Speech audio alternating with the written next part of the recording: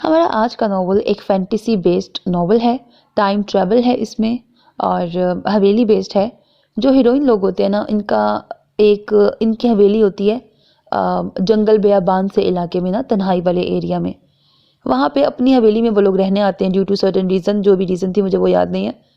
फिर ना उस हवेली में एक तय खाना होता है। वहाँ पे लाइक हीरोइन थोड़ी चंचल टाइप ही होती है, तो इस तरह जासूसी करते करते और पता करते करते ना वो वहाँ तक पहुँचती है।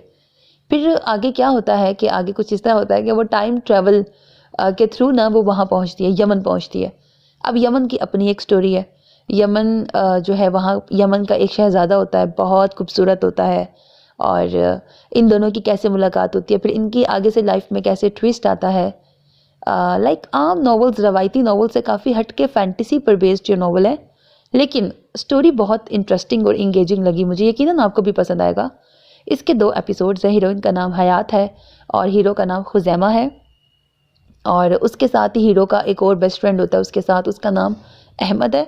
और एक और लड़की होती है, उसका नाम है अंतुल, पता नहीं क्या, मुझे भूल गया, थोड़ा अजीब सा ही नाम है।